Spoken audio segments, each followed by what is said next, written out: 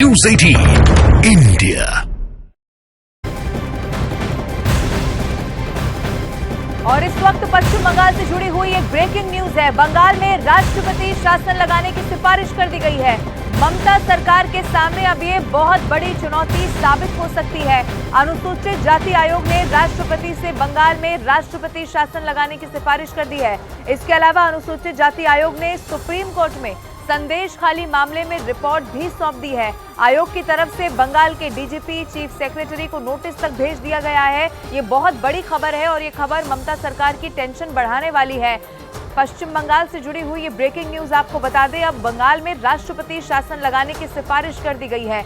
ममता सरकार के सामने बहुत बड़ी चुनौती हो सकती है। कल भी हमने पूरे दिन वहां पर हंगामा बरपते हुए देखा। संदेश खाली मामले में जब एक तरफ बीजेपी की जो कमेटी है वो भी वहां पर पहुंच रही थी तो उनकी पुलिस से झड़प हो जाती है, उन्हें रोक दिया जाता है। अब दूसरी तरफ अब आप देखिए, अनुसूचित जाति आयोग ने राष्ट्रपति से बंगाल में राष्ट्रपति शासन लगाने की सिफारिश यहां पर रख दी है। इसके अलावा आपको ये भी बता दूं कि अनुसूचित जाति आयोग ने सुप्रीम कोर्ट में संदेश खाली मामले में पूरी रिपोर्ट को सौंप दिया है। आयोग की तरफ से बंगाल के डीजीपी चीफ सेक्रेटरी को नोटिस तक अब भेज दिया गया है।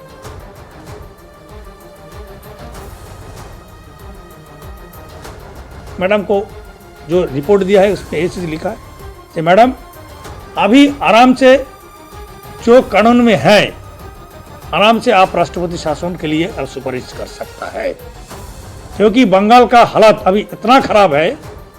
विशेष रूप से जो शोषित वंचित श्रेणी का लोग होता है, इनको सेव करने के लिए सरकार को अलग दृष्टि से देखना चाहिए। राष्ट्रीय अनुसूचित जाति आयोग के अध्यक्ष ने बंगाल में राष्ट्रपति शासन की सिफारिश के पीछे की वजह भी बताई है, वो हमने आपको सुनाया। और ये 3 तस्वीरें हैं। बंगाल में राष्ट्रपति शासन की सिफारिश की गई है। संदेश खाली के बीच रास्ते से लौटी बीजेपी की 6 सदस्यों वाली कमेटी अस्पताल में बीजेपी प्रदेश अध्यक्ष सुकांत मजूमदार से मुलाकात करती है। कोलकाता में राजभवन पहुंचकर राज्यपाल से भी मुलाकात की। बीजेपी की 6 सदस्यों वाली कमेटी ने राज्यपाल से राज्य सरकार और कानून व्यवस्था की शिकायत की है। आप ये देखिए कि कल रोका जाता है जो पूरा घटनाक्रम होता है बीजेपी की टीम को। उसके बाद बीजेपी की 6 सदस्यों की टीम, जिसका गठन जेपी नड्डा ने किया है, वो बीजेपी के प्रदेश अध्यक्ष सुकांत मजूमदार से मुलाकात करती है।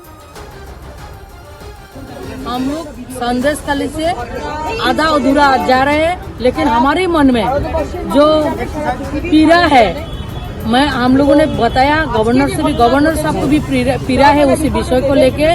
पूरा देश के सामने संदेश खाली का जो विषय है वो विषय को लेके हम जाएंगे और संदेश खाली पक्का हम लोग जाएंगे। हम लोग कोर्ट में जाएंगे, परमिशन लेंगे और उसके लिए जो जो करना है हम पूरा करेंगे। क्या पश्चिम बंगाल में जहाँ सुप्रीम कोर्ट हो, हाई कोर्ट हो, जहाँ भी हम जाके उसके लिए हम परमिशन लेंगे। परमिशन लेके हम संदेश आप लोग कहाँ जा रहे हैं? आज क्या दिल्ली वापस हो रहे हैं? आज हमारे राष्ट्रीय अधिवेशन काल है, आज रात को हम दिल्ली जाए।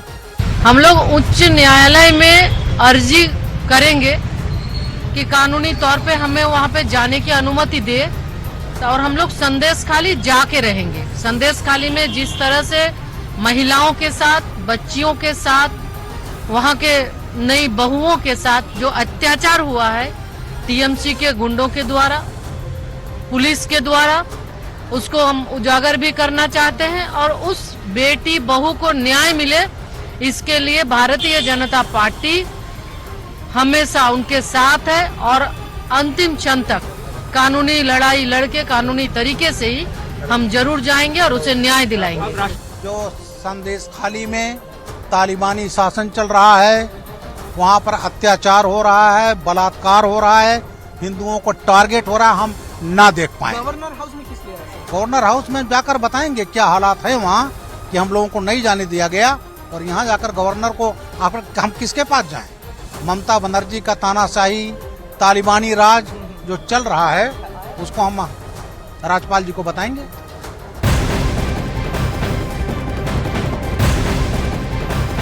बंगाल से जुड़ी हुई एक और बड़ी खबर है। संदेश खाली के बीच रास्ते से लौटी बीजेपी की 6 सदस्यों वाली कमेटी अस्पताल में बीजेपी प्रदेश अध्यक्ष से मुलाकात करने के लिए पहुंची। इस खबर पर नजर हमारी रहेगी, अपडेट भी आपको बताएंगे। लेकिन इन सब के बीच हल्द्वानी हिंसा से जुड़ी हुई एक ब्रेकिंग न्यूज जो मिल रही है वो आपको बता देते हैं। हल्द्वानी हिंसा में अब्दुल मलिक समेत 9 आरोपियों को मोस्ट वांटेड घोषित करते हुए पोस्टर यहां पर चस्पा करवा दिए गए हैं। पुलिस ने मुख्य आरोपी अब्दुल मलिक की संपत्ति को कुर्क कर दिया है। ये वही अब्दुल मलिक है जो इस पूरे मामले का मास्टरमाइंड बताया गया है और उत्तराखंड के मुख्यमंत्री पुष्कर सिंह धामी की तरफ से पहले ही कह दिया गया था कि जो भी आरोपी हैं उन्हीं से वसूला जाएगा जो पब्लिक प्रॉपर्टी को नुकसान पहुंचा है। और अब ये सबसे बड़ी खबर है, एक तरफ 9 आरोपी जिन्हें मोस्ट वांटेड करार देते हुए उनके पोस्टर पूरे शहर में छपवा दिए गए हैं, चस्पा करवा दिए गए हैं, और दूसरी तरफ मुख्य आरोपी अब्दुल मलिक की संपत्ति को भी कुर्क कर दिया गया है।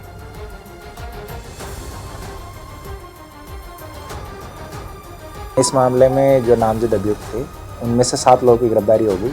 बाकी जो 9 लोग थे फरार चल रहे थे। हमने कोर्ट से वारंट लिए। कोर्ट से वारंट लेने के बाद में इन लोगों की जो कुड़की है वो हमारे द्वारा की जा रही है। साथ ही चूँकि ये लोग सभी वांछित है, अतः इन लोगों के सभी के पोस्टर चिपकाए गए हैं ताकि इनकी गिरफ्तारी में जनता से सहयोग किया जा सके।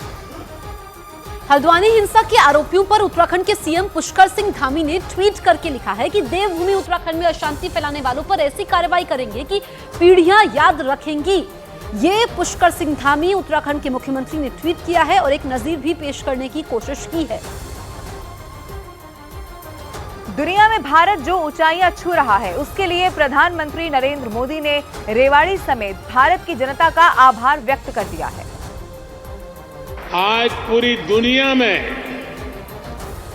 भारत नई ऊंचाई पर पहुंचा है तो ये आप सबके आशीर्वाद के कारण, ये आपके आशीर्वाद का कमाल है।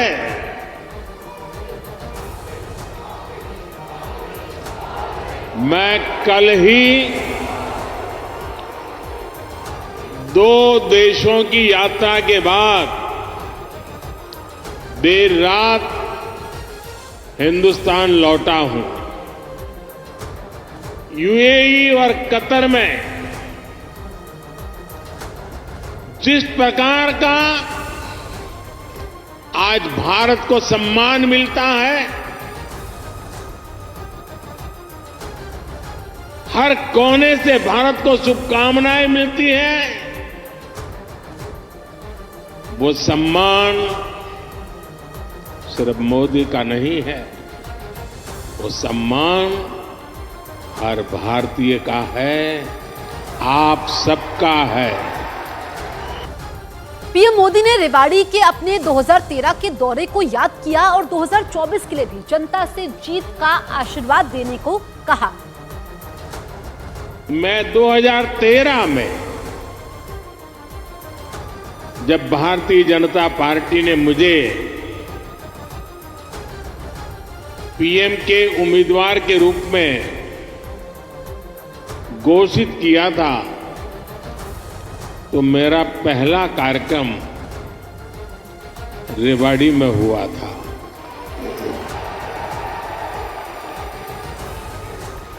और उस समय रेवाड़ी ने 272 पार का आशीर्वाद दिया था और आपका वो आशीर्वाद सिद्धि बन गया।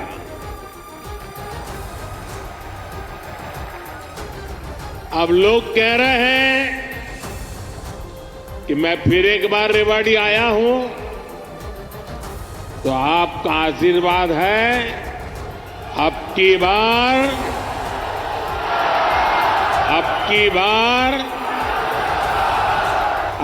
बार एनडीए सरकार 400 पार।